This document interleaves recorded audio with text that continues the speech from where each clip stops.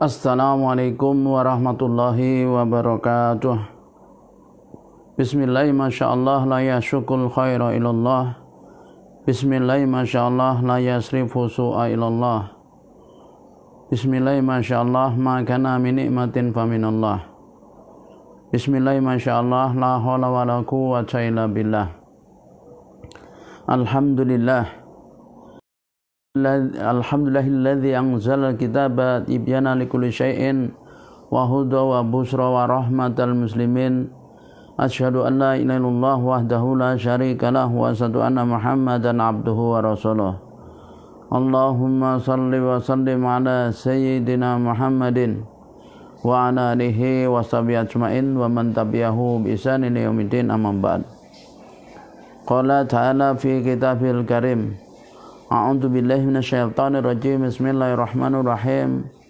Syahrul Ramadan alladzi unzila fihi al-Qur'anu hudal lin-nasi wa bayyinatin minal huda wal furqan. Al-ayah. Wa qala ta'ala idzan a'udzu billahi minasyaitonir rajim wa ma khalaqtul jinna wal insa illa liya'budun.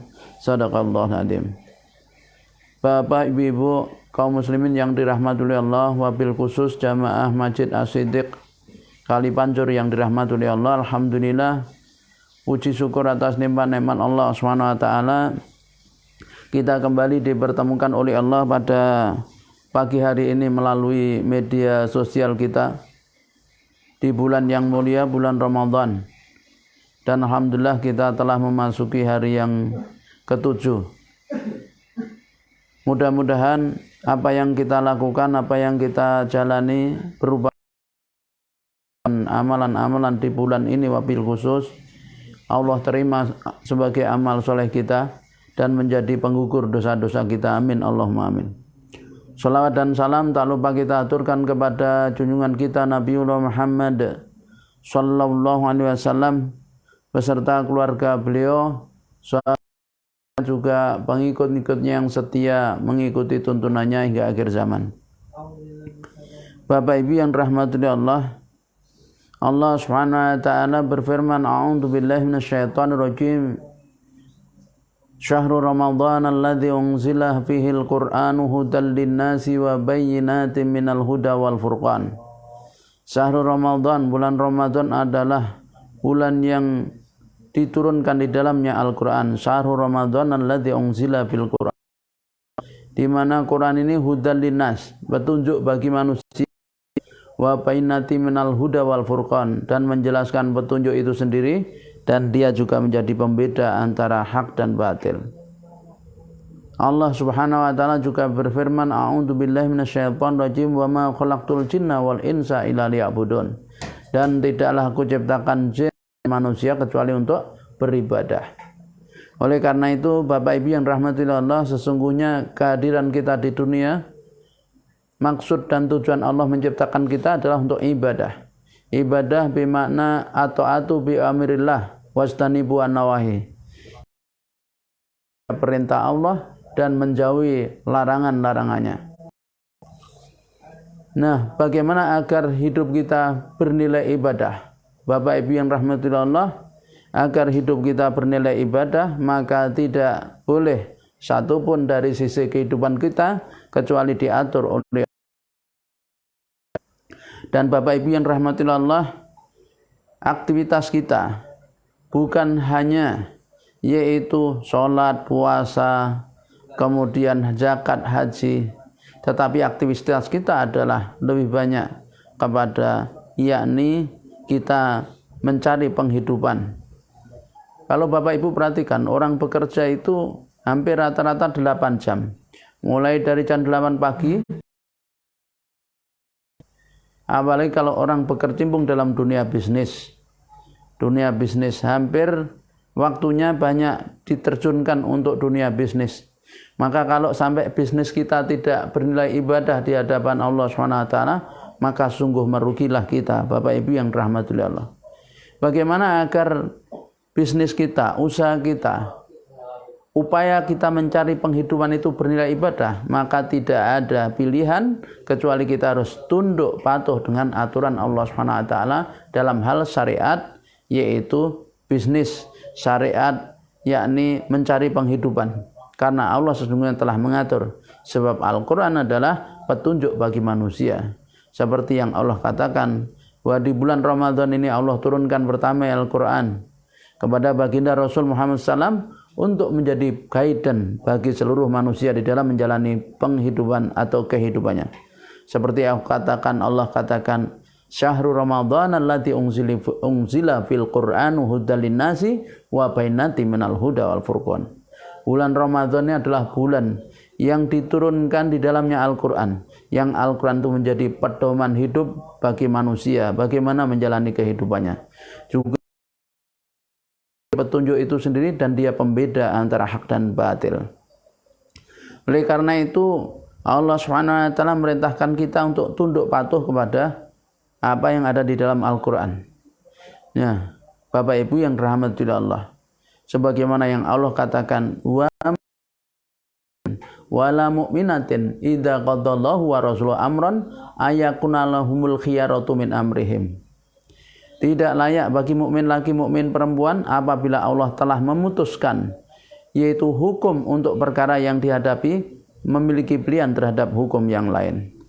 Maka Bapak Ibu mengatakan, memerintahkan kepada kita agar kita mengikuti Rasulullah SAW, mengambil apa yang Rasul berikan dan meninggalkan apa yang Rasul larang. Sebagaimana yang Allah katakan, wa ma ataakumur rasulu faquduhu wa ma nahakum an fantahu. Dan apa-apa yang Rasul datangkan kepada kalian ambillah, dan apa yang Rasul larang atas kalian maka tinggalkanlah. Bapak Ibu yang dirahmati Allah, pagi ini kita akan membahas lanjutan fikih muamalah, yaitu wabil khusus muamalah maliyah, yakni tentang hukum syirkah. Karena seperti yang Al-Fakir tadi katakan, bahwa Islam ini mengatur seluruh aspek kehidupan kita. Tidak ada satupun kecuali telah diatur oleh Islam. Maka Allah pun mengatur bagaimana kita berdagang, berbisnis, bermitra satu dengan yang lain. Nah, apa itu syirkah, Bapak Ibu? Mungkin di antara kita asing mendengar perkataan ini. Kenapa? Karena kita hidup di dalam sistem ekonomi kapitalis yang sangat jauh dari syariat Islam, bahkan bertentangan dengan syariat Islam. Di dalam sistem kapitalis yang kita kenal adalah PT, perseroan terbatas, CV, kemudian dan bentuk-bentuk yaitu badan usaha yang lain. Nah, di dalam Islam maka dikenal sebagai Islam sebagai satu sistem hidup yang Allah turunkan untuk manusia, lengkap mengatur seluruh aspek kehidupan. Maka di dalam Islam pola kerjasama itu disebut dengan syirkah. Apa itu syirkah? Bapak Ibu yang dirahmati Allah, asyirkatu fil lughati, jadi syirkah secara bahasa adalah khalatul nasibaini fasa'atan bi haitsu la yatamayyazul wahidu anil akhar. Jadi yang namanya syirkah itu adalah menurut pengertian bahasa mencampurkan dua bagian atau lebih sedemikian rupa sehingga tidak dapat lagi dibedakan satu bagian dengan bagian lainnya. Jadi mencampurkan dua bagian atau lebih. Jadi bercampurnya dua bagian atau lebih, ya, sedemikian rupa sehingga tidak bisa dibedakan lagi antara satu dengan yang lainnya. Jadi campur sehingga sudah tidak bisa dibedakan lagi. Ada A campur jadi satu, kemudian tidak bisa dibedakan lagi mana yang A, mana yang B. Jadi satu dengan lainnya itu tidak bisa. Itulah secara bahasa mana syirkah. Adapun pengertian syirkah secara syar'i, wa syirkatu syar'an hiya aqdun bainatsnaini fa aktsara yattafiqani fihi alal qiyami bi amalin maliyin bi qasdir ribhi. Jadi Bapak Ibu yang rahmatillah Allah, jadi wasyirkatu dan syirkah syar'an secara syar'i, dia adalah aqdun bainatsnaini, yaitu aqdun akad di antara dua orang, fa aktsara atau lebih, ya, akad di antara dua pihak atau lebih, yatafiqani fihi yang keduanya sepakat padanya al-qiyam alal qiyami untuk melakukan satu aktivitas bi amalin maliyin, yaitu aktivitas maliyah bi qasdir ribhi dengan tujuan untuk keuntungan. Jadi secara syar'i. Secara syar'i yakni sebagaimana yang sudah sering saya sampaikan bahwa kalau definisi syar'i itu adalah dikatakan definisi syar'i karena didasarkan kepada dalil-dalil syar'i, baik Al-Qur'an maupun As-Sunnah atau yang ditunjuk oleh keduanya. Nah, Bapak Ibu, yaitu apa? Secara syar'i syirkah itu dimaknai adalah aqdun bainatsnaini fa aktsara. Jadi akad di antara dua pihak atau lebih. Yattafiqani fi, di mana kedua pihak itu sepakat bi amalin malin, untuk melakukan aktivitas yaitu usaha atau bisnis, ya, di mana bi qasdir ribhi, dengan tujuan mendapat keuntungan. Jadi suatu akad dua pihak atau lebih yang bersepakat melakukan aktivitas bisnis atau usaha dengan tujuan untuk memperoleh keuntungan, itulah syirkah, ya, secara syar'i. Nah, Bapak Ibu yang rahmati Allah, sebagai satu perbuatan, syirkah itu memiliki status hukum. Jadi perbuatan sebagaimana yang Al-Fakir katakan pertemuan sebelumnya, kalau perbuatan itu disebut dengan khitabut taklifi. Jadi seruan pembebanan hukum. Di mana khitabut taklifi ini ada 5. Yang pertama, wajib. Kemungkinan pertama, hukumnya wajib. Kalau tidak wajib, sunnah. Kalau tidak sunnah, mubah. Kalau tidak mubah, makruh. Kalau tidak makruh, haram. Nah, maka setiap perbuatan kita itu berstatus hukum salah satu dari yang 5. Nah, syirkah ada suatu amal. Amalin tadi dikatakan alal qiyami bi amalin malin bi qasdi ribhi. Aktivitas bisnis, ya, untuk memperoleh keuntungan. Berarti dia sebuah perbuatan. Nah, hukumnya al-hukmu, ya, al-hukmu syirkatil jaizun, yaitu boleh, jaiz, mubah. Jadi hukum syirkah ini adalah mubah. Dalilnya apa? Dalilnya adalah as-sunnah, ya. Didasarkan kepada dalil Alkitab, yaitu ketika, ya, kita diperintah wa ma atakum rasul faqutu wa ma nahkum anhu fantahu. Jadi apa yang Rasul berikan ambil, apa yang Rasul larang tinggalkan. Nah, di dalam hadis Nabi, nah, as-sunnah itu adalah yaitu, ya, qaulan, kemudian fi'lan dan takriron. Ada 3, yaitu berupa perkataan, berupa perbuatan, dan pula diamnya Nabi atas suatu perbuatan yang sampai kepada beliau. Sunnah sebagai sumber hukum. Sunnah bermakna sebagai masdarul hukmi, sumbernya hukum, bukan sebagai hukum itu sendiri. Yang kalau kita kerjakan mendapat pahala, kita tinggalkan tidak berdosa. Tapi sunnah yang dimaksud adalah sumber hukum. Jadi dalil kebolehan jaiznya yaitu syirkah didasarkan kepada as-sunnah atau al-hadis. Di antaranya adalah, yaitu yang pertama, Nabi SAW takrir muamalah syirkah. Mentakrir itu adalah menyetujui. Jadi muamalah syirkah berarti di hadapan Nabi atau sampai kepada Nabi. Kemudian Nabi setuju. Nah, yang kedua, Nabi SAW bersabda, Qallallahu ta'ala ana thalisun sariqaini malam yakhun ahaduhuma sahibahu fa in khana kharajtu min bainihima. Jadi ada hadis qudsi, Bapak Ibu, yang Allah Ta'ala, Allah Subhanahu wa taala berfirman. Ini berarti qala Rasul, qala Allah Ta'ala, ya, bersabda Rasul bahwa Allah Ta'ala berfirman. Itu artinya hadis qudsi. Apa hadis qudsi, Bapak Ibu? Yaitu perkataan Rasul yang disandarkan kepada Allah Subhanahu wa taala. Jadi perkataan Rasul yang disandarkan kepada Allah itu disebut dengan hadis qudsi. Dia berbeda dengan Al-Qur'an. Al-Qur'an itu redaksi isinya dari Allah, isi dari Allah, redaksi dari Allah, sedangkan hadis qudsi adalah isinya dari Allah, redaksi dari Rasul. Hanya saja Rasulullah menyandarkan kepada Allah Ta'ala, sehingga beliau mengatakan qala Allah Ta'ala. Allah Ta'ala berfirman. Nah, di sini Rasul mengatakan bahwa Allah Subhanahu wa taala berfirman, ana Allah, yaitu salisun sariqaini. yakni orang yang ketiga, salisus syariko ini, yang ketiga dari dua pihak yang saling bersirkah.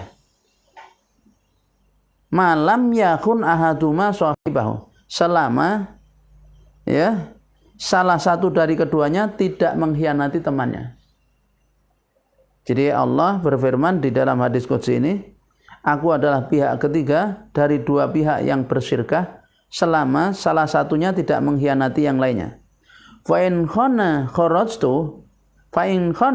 kharajtu min bainihima. Kalau sampai ada yang berkhianat salah satunya, maka aku keluar dari keduanya.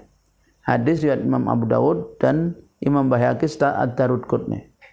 Nah, jadi ya dari ini maka Bapak Ibu berarti bersirkah itu adalah mubah. Jadi sirkah itu hukumnya mubah. Nah, itu dari aspek hukum ya.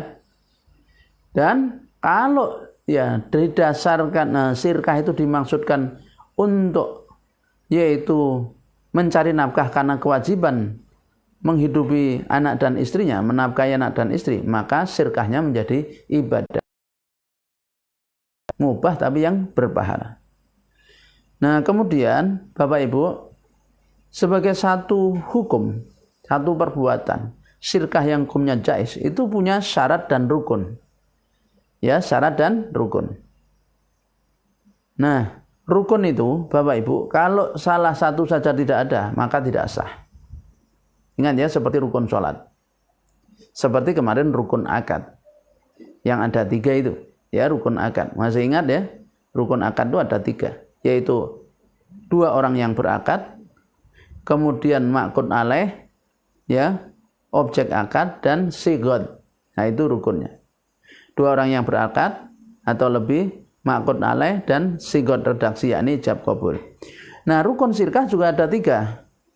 Yaitu yang pertama adalah 2 pihak yang berakad, akidani, ya, akidani, di mana syaratnya 2 pihak yang berakad ini adalah memiliki ahliyat tasyaruf, yakni kecakapan melakukan tindakan hukum. Jadi harus cakap melakukan tindakan hukum kedua orang yang bersirkah ini. Ya, itu rukun yang pertama, yaitu adanya 2 orang yang berakad. Dan syaratnya 2 orang yang berakad ini harus memiliki kecakapan melakukan tindakan hukum, yakni memiliki ahliyatus tasarruf. Kemudian yang kedua, ma'qud alaih, objek akad. Ya. Berarti seperti rukun apa? Kemarin akad, ya. Ada objek akad. Atau modal mal. Jadi objek akad itu bisa berupa amal, pekerjaan, bisa berupa juga mal, yaitu harta. Ya. Nah, kemudian yang ketiga, rukun ketiga adalah sigot, yakni ijab dan qabul. Nah, itu rukun akad, rukun sirkah ada 3. 2 orang yang berakad, kemudian ma'qud alaih, objek akad berupa amal atau mal. Nah, kemudian yang ketiga adalah ijab qabul. Nah, itu rukun Bapak Ibu. Nah, sekarang syarat sahnya sirkah. Syarat sah. Ingat, ini kalau tidak ada maka tidak sah. Syarat sahnya sirkah itu ada 2. Ya, ada 2. Ingat-ingat Bapak Ibu. Nah, jadi syarat sahnya sirkah itu ada 2. Yang pertama adalah objek akadnya berupa tasarruf, yaitu perbuatan atau perkataan yang mempunyai akibat hukum. Itu ma'qud alaihnya. Jadi objek akadnya itu berupa tasarruf, yaitu perbuatan perkataan yang mempunyai akibat hukum. Nah, contoh, menerima barang itu perbuatan. Menerima barang adalah perbuatan. Atau mengadakan akad jual itu perkataan. Jadi kalau menerima barang itu perbuatan, kalau mengadakan akad jual beli itu perkataan.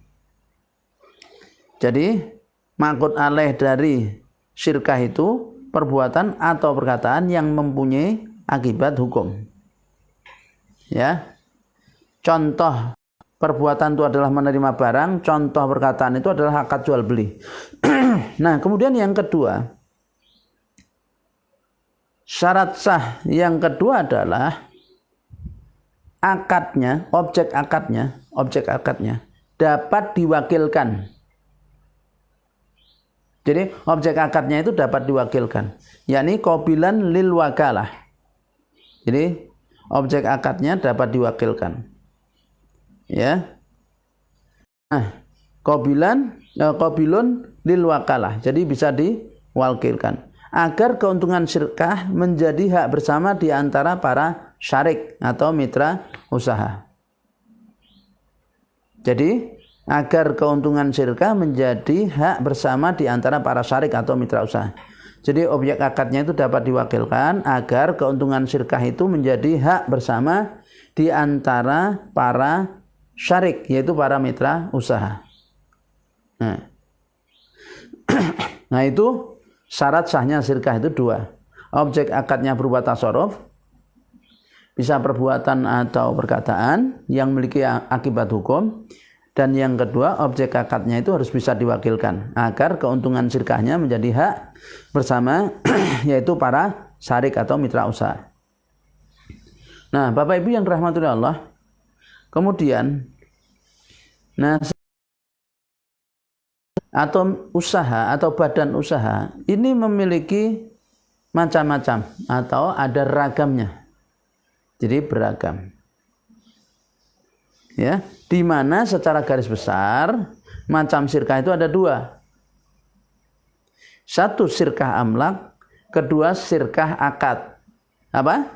Syirkah amlak, kemudian syirkah akad. Bapak Ibu. Apa itu syirkah amlak? Yaitu kepemilikan bersama oleh dua pihak atau lebih atas suatu barang yang diperoleh melalui salah satu sebab kepemilikan. Ya, yaitu kepemilikan bersama oleh dua pihak suatu barang yang diperoleh dari salah satu sebab kepemilikan. Sebab kepemilikan itu banyak ya, di antaranya hibah, jual beli, waris, hadiah. Ini dapat hibah misalnya. Atau dari jual beli kepemilikan tuh. Kemudian atau dapat waris. Atau dapat hadiah. Jadi syirkah amlak itu kepemilikan bersama oleh dua pihak atau lebih atas suatu barang yang diperoleh melalui salah satu sebab kepemilikan. Itu amlak. Jadi intinya di kata amlak, kepemilikan bersama. Kemudian yang kedua syirkah akad. Apa syirkah akad, Bapak Ibu? Yaitu akad antara dua pihak atau lebih dalam pekerjaan atau dalam modal dan atau modal atau keuntungan. Jadi syirkah akad itu adalah akad dua pihak atau lebih ya dalam suatu pekerjaan dan atau modal atau keuntungan. Jadi akad antara dua pihak atau lebih dalam pekerjaan, misalnya mengerjakan apa?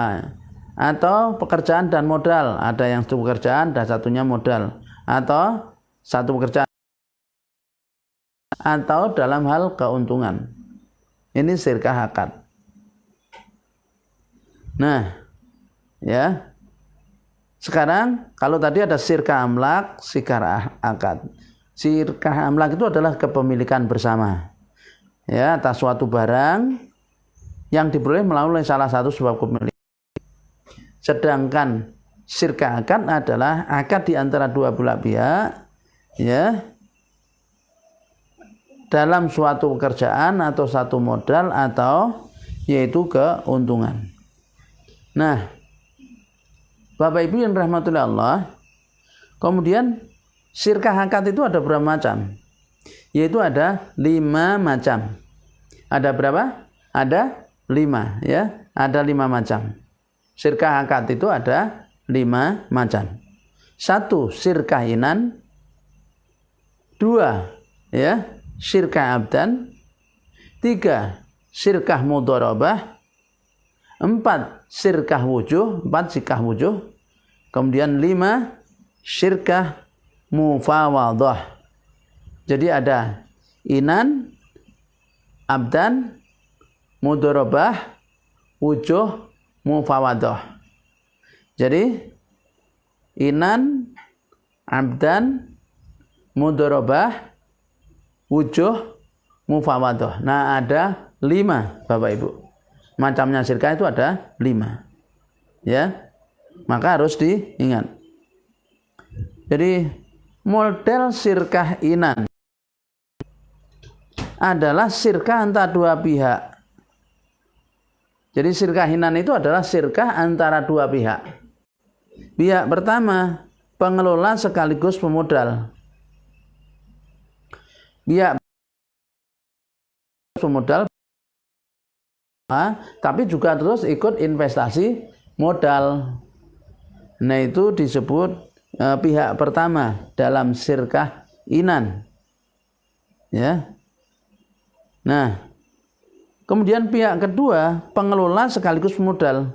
Jadi pihak kedua juga pengelola sekaligus pemodal. Pihak pertama tadi pengelola sekaligus pemodal, pihak kedua pengelola sekaligus pemodal bertemu, berakad untuk mengerjakan suatu pekerjaan dengan pembagian keuntungan yang disepakati. Nah, itu disebut dengan sirkah inan.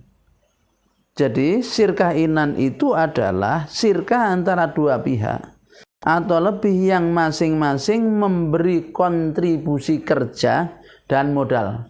Ya, Bapak Ibu. Nah, jangan agak mikir ini ya. Harus ingat-ingat. Jadi sirkah inan itu adalah ya sirkah antara dua pihak atau lebih yang masing-masing memberi kontribusi amal kerja dan juga duit modal. Nah, itu. Jadi pihak pertama itu ya kontribusinya itu modal sekaligus tenaga, pihak kedua juga kontribusinya modal sekaligus tenaga. Itu sirkah inan. Dan modal harus berupa uang, nukut atau barang, misal rumah. Ya, barang yakni urut, misalnya rumah tidak boleh dijadikan. Jika barang itu dihitung nilainya pada saat akad. Jadi, Bapak Ibu ini baru diperhatikan ya. Modal ini harus berupa apa? Berupa uang, nukut. Kalau barang maka harus dinilai dengan uang ketika terjadi akad. Ya. Misalnya rumah harus dinilai dengan uang.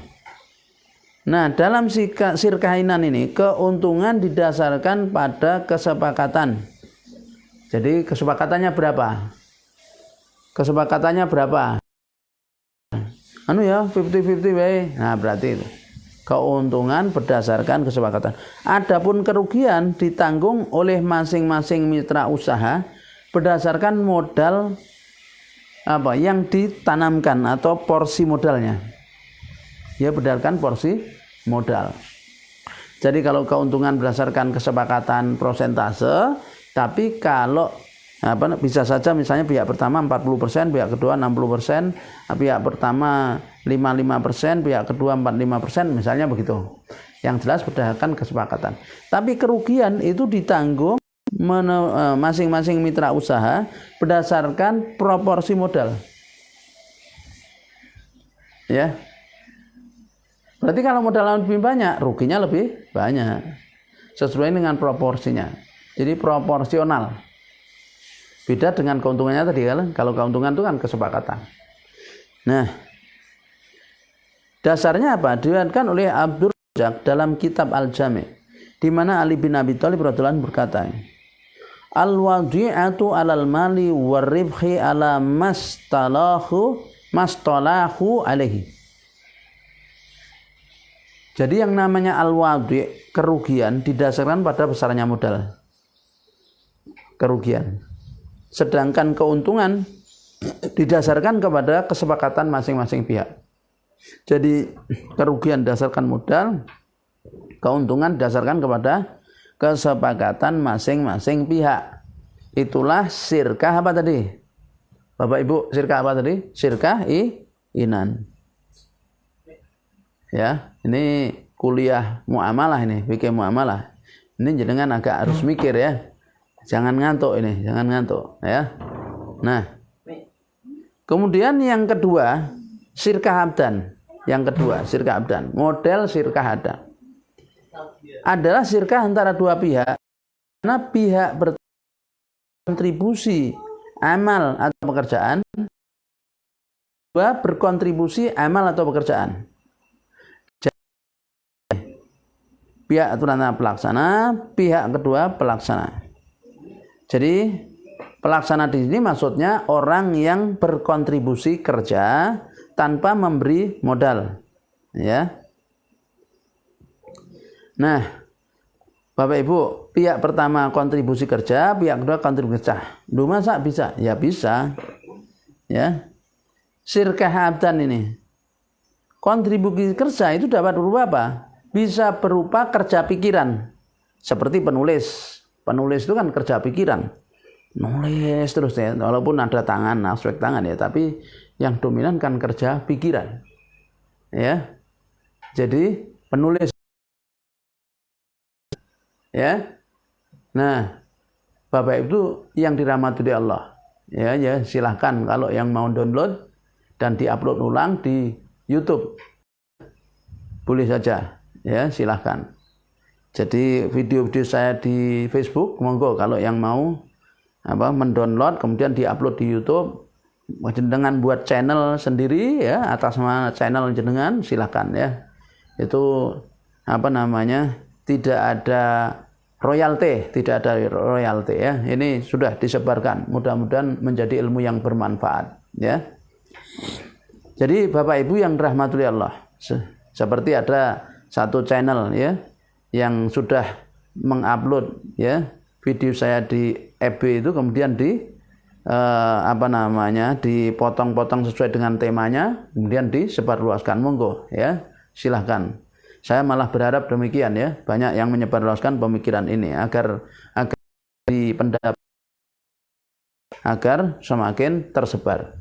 Nah, Bapak Ibu yang dirahmati Allah, jadi kembali pada bahasan kita. Jadi contohnya misalnya gini, penulis itu apa? Kontribusi kerjanya pikiran. Jadi kontribusi kerja itu bisa berupa pikiran atau kerja fisik. Kerja fisik misalnya tukang kayu, sopir, pemburu, nelayan, itu kerja fisik. Nah, jadi tidak disyaratkan kesamaan keahlian. Boleh berbeda profesi.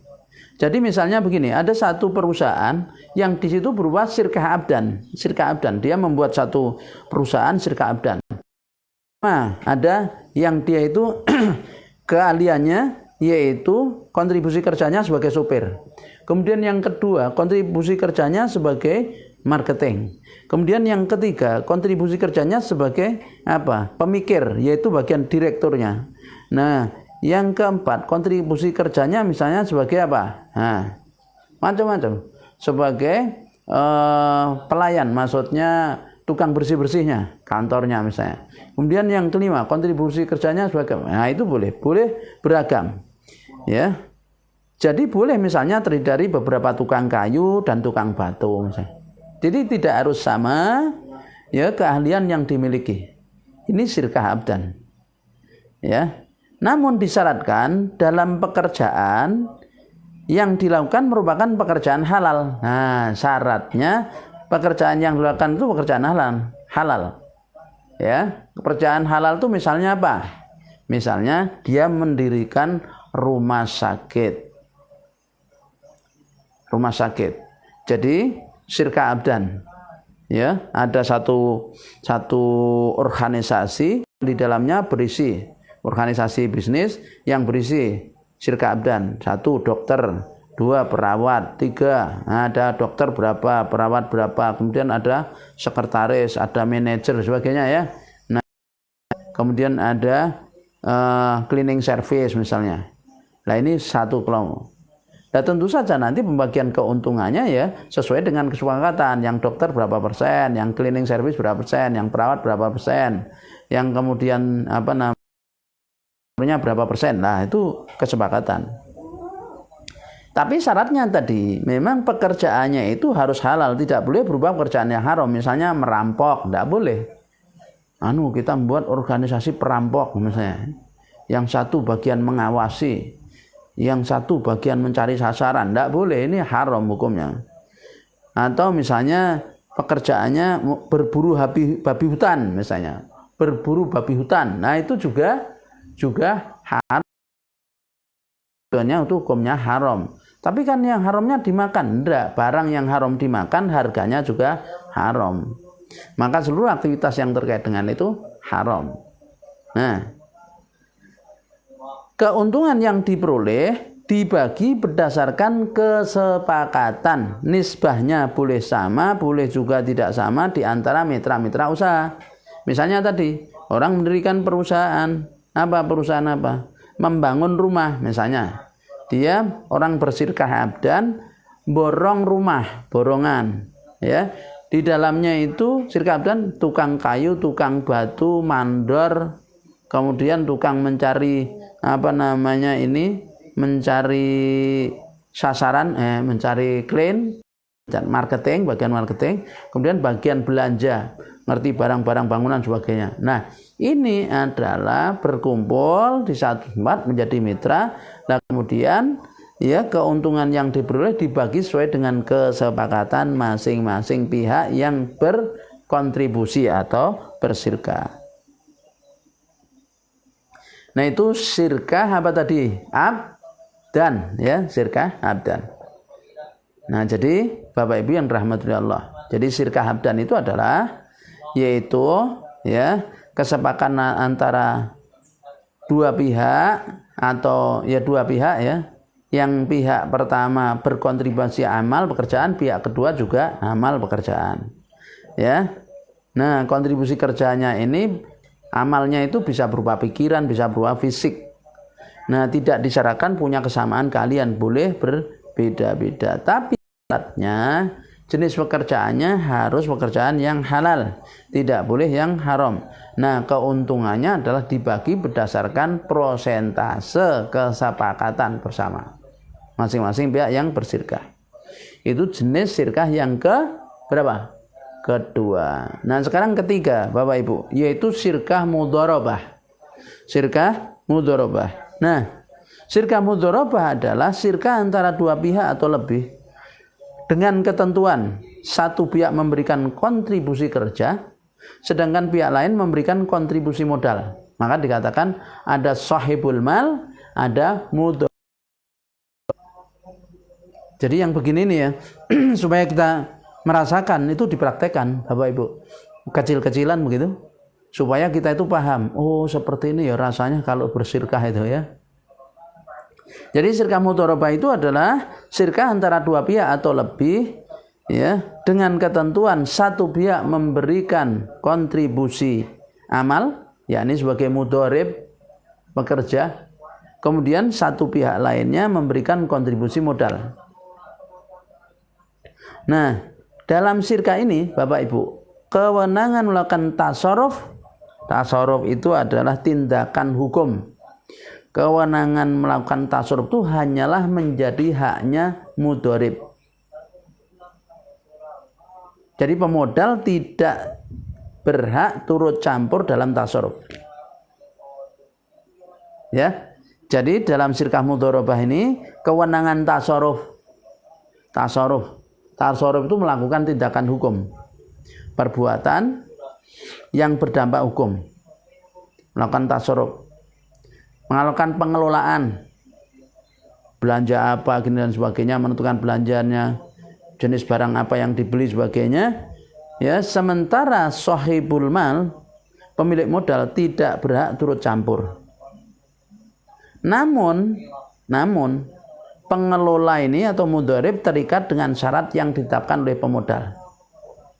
Sehingga Bapak Ibu, kalau jenengan sebagai pemodal, maka bisa sejak menetapkan syarat-syarat. Jadi boleh. Ya. Jadi menetapkan syarat-syarat. Misalnya jenengan kontribusi bersirkah dengan seseorang yang dia itu penjual HP handphone. Penjual, ada orang datang, Pak, mbok saya dimodali, kita sirkah lah. Saya mudharibnya jenengan sahibul mal, saya pelaksana, jenengan pemilik modal. Apa usahanya? Handphone Pak. Loh memang perkiraan bagaimana prospeknya handphone, lalu dia jelaskan gini-gini. Kalau handphone ini sekian, kalau handphone gini. Nah, kemudian dilihat, dipelajari. Maka jenengan bisa membuat ketetapan.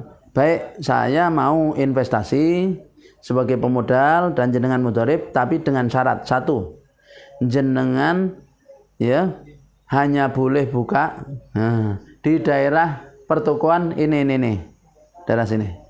Tidak boleh di tempat lain. Saya mau kalau tempatnya di daerah ini. Itu yang pertama.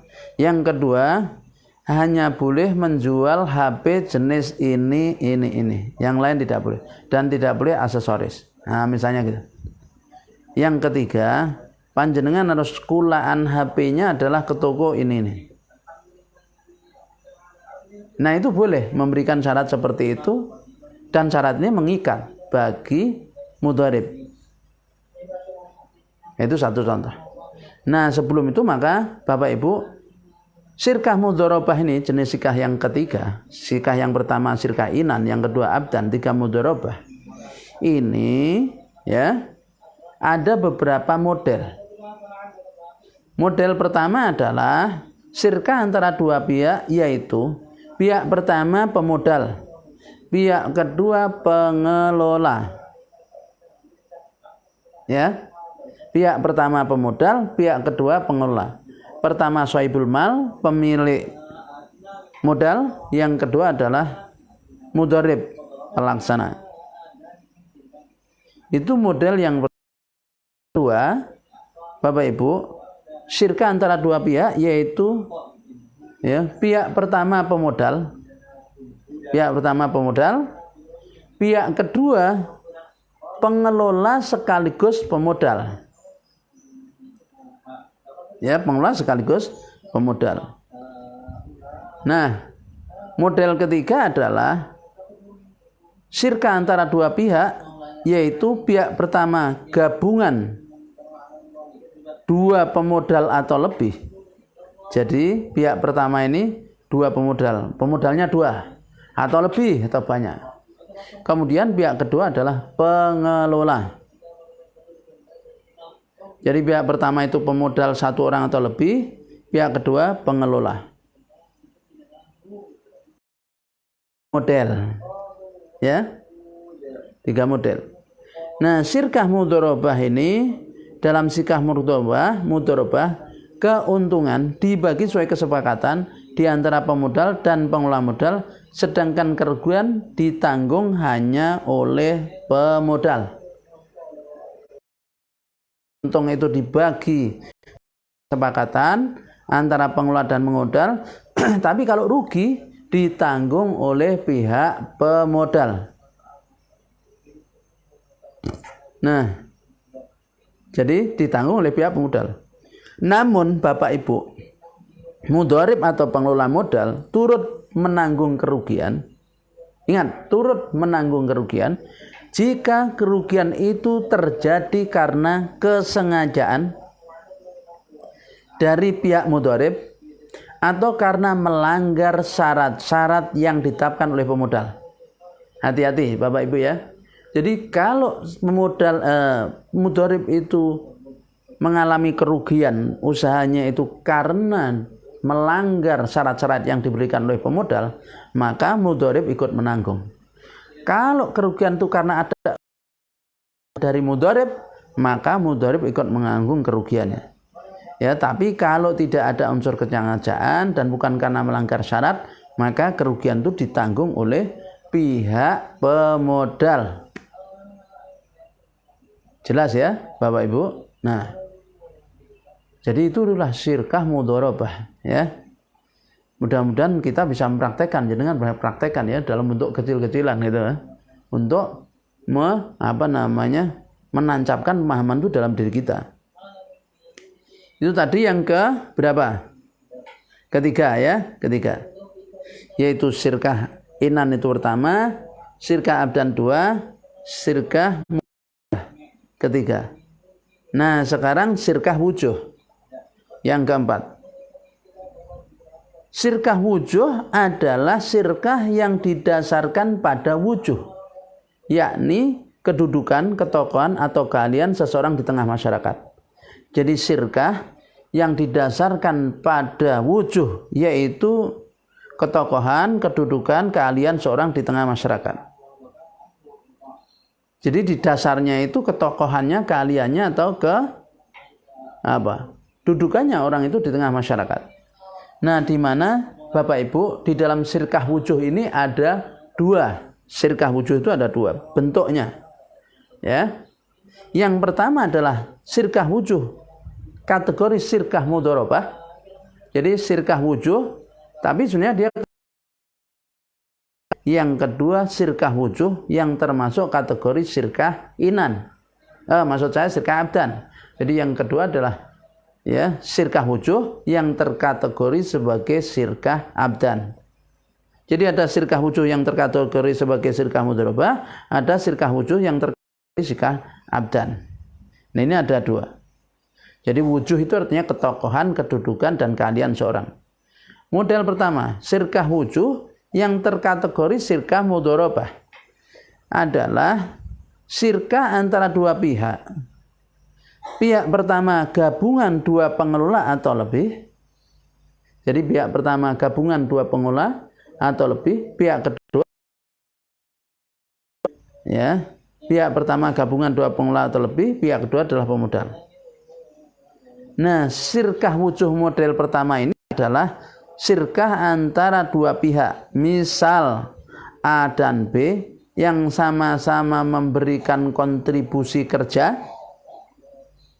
Ya, A dan B yang sama-sama memberikan kontribusi kerja dengan pihak C, pihak ketiga.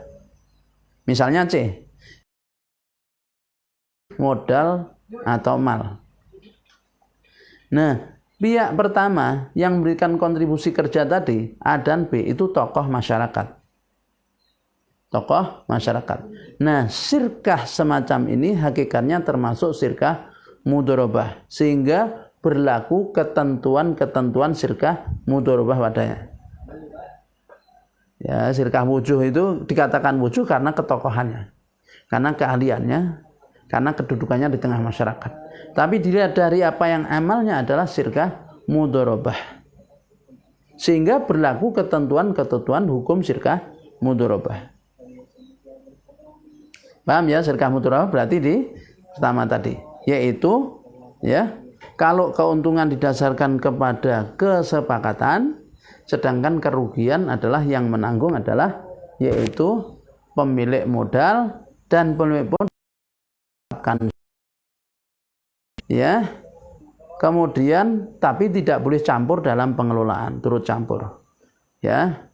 Pengelolaan adalah kewenangan dari sahibul amal, yaitu pemilik amal, yakni mudharib. Nah itu. Ya, hanya dikatakan wujuh karena ketokohan orang yang di dalamnya. Tadi itu yang bersirkah. Nah, sirkah wujuh model kedua adalah wujuh model kedua. Pihak pertama pengelola, ini pihak pertama. Pihak kedua juga pengelola B. Membeli barang secara kredit dari C. Ingat, membeli barang secara kredit dari C. Pihak pertama pengelola, pihak kedua pengelola bergabung sirkah. Karenanya dikatakan abdan nih, sirkah abdan. Karena masing-masing kontribusi kerja. Nah, keduanya ini membeli barang secara kredit kepada pihak C dari C. Nah, Bapak Ibu, sirkah wujuh model kedua ini adalah sirkah antara dua pihak. Nah, dalam hal barang yang mereka beli secara kredit kepada pihak C atas dasar kepercayaan ya pihak C kepada keduanya tanpa kontribusi modal dari masing-masing pihak. Modalnya ya modal kepercayaan itu.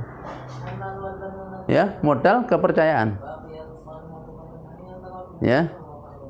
Nah, keuntungan dibagi berdasarkan kesepakatan, bukan berdasarkan persentase barang dagangan yang dimiliki. Sedangkan kerugian ditanggung oleh masing-masing mitra usaha berdasarkan persentase barang dagangan yang dimiliki, bukan berdasarkan kesepakatan. Jadi syirkah wujuh kedua ini hakikatnya termasuk syirkah abdan. Diperhatikan Bapak Ibu yang model kedua ini ya. Kalau yang model pertama itu adalah yaitu syirkah mudharabah, yang model kedua ini syirkah abdan. Yakni syirkah wujuh model kedua ini yaitu syirkah antara dua pihak A, pihak B dalam apa? Barang yang mereka beli secara kredit. Berarti tanpa modal karena belinya secara kredit atas dasar kepercayaan dari pedagang C kepada masing-masing pihak, kedua pihak yang bersyirkah itu tanpa kontribusi modal. Maka keuntungan dibagi berdasarkan kesepakatan, bukan berdasarkan persentase barang yang dapat. Misalnya gini, A dan B ini ya masing-masing punya keahlian untuk bisnis jual beli barang, misalnya buku. Kemudian ya buku ini dibeli oleh A maupun B dari C secara kredit. Berarti tanpa modal atau model konsinyasi, yaitu laku beli atau laku bayar. Kalau laku dibayar, Anda dikembalikan. Nah, misalnya A itu diberi kepercayaan mengambil barang di pihak C oleh C itu senilai 10 juta. Sedangkan B mendapat kepercayaan dari pihak yaitu C ya tanpa modal mengambil barang senilai misalnya 15 juta. Kemudian dijual bareng-bareng. Nah, dijual bareng oleh kedua belah pihak yaitu A dan B ini bareng. Kemudian untung. Nah, keuntungannya setiap bulannya atau setiap keuntungan itu dibagi berdasarkan kesepakatan. Bisa jadi aku 60%. Kenapa? Saya lebih ahli jualan dibanding sampean dan saya lebih mendapat kepercayaan di masyarakat. Nah, misalnya gitu. Akhirnya pihak B-nya gitu, pihaknya inggih pun betul nopo-nopo, yang penting bisnis jalan. Nah, ini berarti pihak B dapat 60%, A dapat 40%. Nah, kerugiannya nanti apa? Ditanggung berdasarkan besarnya modal barang yang dikontribusikan itu. Ya. Nah, maka syirkah wujuh semacam ini kan sebetulnya syirkah abdan. Nah, itu yang keempat, Bapak Ibu. Sekarang yang terakhir, yang kelima. Yang kelima yaitu syirkah mufawadhah. Syirkah mufawadhah. Nah, ini pas waktunya ya. Syirkah mufawadhah. Apa itu? Adalah syirkah antara dua pihak atau lebih yang menggabungkan semua jenis syirkah. Jadi semua jenis syirkah itu apa? Syirkah inan, syirkah abdan, syirkah mudharabah, syirkah wujuh. Jadi satu. Jadi syirkah mufawadhah adalah syirkah antara dua pihak atau lebih yang menggabungkan semua jenis syirkah. Bisa antara syirkah abdan dengan syirkah inan, bisa syirkah abdan, syirkah inan, syirkah wujuh, syirkah mudharabah, 4 itu. Digabungkan atau 2 atau 3. 2, 3 atau 4 gabung itu namanya syirkah mufawadhah. Nah, syirkah mufawadhah ini Bapak Ibu dalam pengertian ini menurut Syekh Taqiyuddin An-Nabhani rahimahullah adalah jaiz, boleh. Kenapa? Sebab setiap jenis syirkah yang sah ketika berdiri sendiri-sendiri maka sah pula ketika digabungkan dengan jenis syirkah lainnya jadi satu. Nah, syirkah inan kan boleh, syirkah abdan boleh, syirkah mudharabah boleh, syirkah wujuh boleh. Lah terus digabungkan ya menjadi jaiz. Nah, keuntungan yang diperoleh dibagi sesuai dengan kesepakatan. Ya di situ kesepakatannya gimana? Dirapatkan bersama kesepakatannya berapa persenan ini. Nah, gitu. Tapi kerugian ditanggung sesuai dengan jenis syirkahnya. Nah, kalau rugi ditanggung sesuai dengan jenis syirkahnya. Ditanggung oleh para pemodal sesuai porsi modal jika berupa syirkah inan. Jadi kalau sirkainan maka ya kerugiannya ditanggung oleh para pemodal sesuai dengan porsinya. Yang kedua ditanggung oleh pemodal saja jika berupa sirkah mudharabah. Kalau sirkah mudharabah ditanggung oleh pemodal saja. Nah, kemudian ditanggung oleh mitra-mitra usaha berdasarkan persentase barang dagangan yang dimiliki jika berupa sirkah wujuh. Ya, jika berupa sirkah wujuh. Nah, itulah Bapak Ibu yang rahmati Allah, itu macam-macam jenis sirkah di dalam Islam. Masya Allah, ini luar biasa ya. Kalau kita lihat bahwa Islam ini solusinya sangat khas tentang masalah ekonomi ini. Ya, memang begini Bapak Ibu. Bisa jadi ini tidak akan mampu besar seperti dalam sistem kapitalis ya perusahaan. Tetapi banyak di tengah masyarakat. Sehingga dari sisi pemerataan ekonomi itu maka sistem Islam itu lebih ya memberikan efek pemerataan yang luar biasa. Jadi tidak hanya harta itu berputar di sekelompok orang saja. Berbeda dengan kapitalis. Oleh karena itu ya bangunan ekonomi Islam itu memang sangat luar biasa. Karena kekuatan ekonomi Islam itu sebenarnya terletak pada ekonomi negara, bukan ekonomi pengusaha. Karena sesungguhnya negara yang harus bertanggung jawab mengcover seluruh kebutuhan rakyatnya. Berbeda dengan kapitalis, ya sangat beda. Kapitalis itu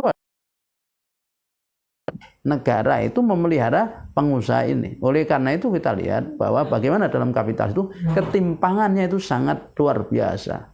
Ada orang yang begitu kaya raya, pegang uang triliunan. Ada orang yang begitu sulit di dalam mencari penghidupan. Nah itulah menunjukkan betapa Islam itu memberikan kerahmatan, sedangkan kapitalisme itu adalah menyengsarakan. Jadi Bapak Ibu, disitulah kenapa sudah seharusnya kita kembali kepada sistem Islam. Karena dia datang dari zat yang maha adil, maka akan memberikan rasa keadilan. Mudah-mudahan di bulan Ramadan ini, ya, setelah kita mengkaji fikih muamalah ini, Allah tambahkan ilmu kita menjadi ilmu yang bermanfaat, membuat kita terikat dengan hukum Allah dimanapun kita berada, dan punya keyakinan apa hukmal jahiliyah yabghun wa man ahsanu minallahi hukman liqaumin yuqinun. Maka apakah hukum jahiliyah yang tidak mereka cari? Siapakah yang ta'ala bagi orang yang yakin? Kiranya demikian Bapak Ibu, kita doa kafaratul majlis. Bismillahirrahmanirrahim. Subhanakallahumma wa bihamdika asyhadu alla ilaha illa anta astaghfiruka wa atubu ilaik. Wassalamualaikum warahmatullahi wabarakatuh.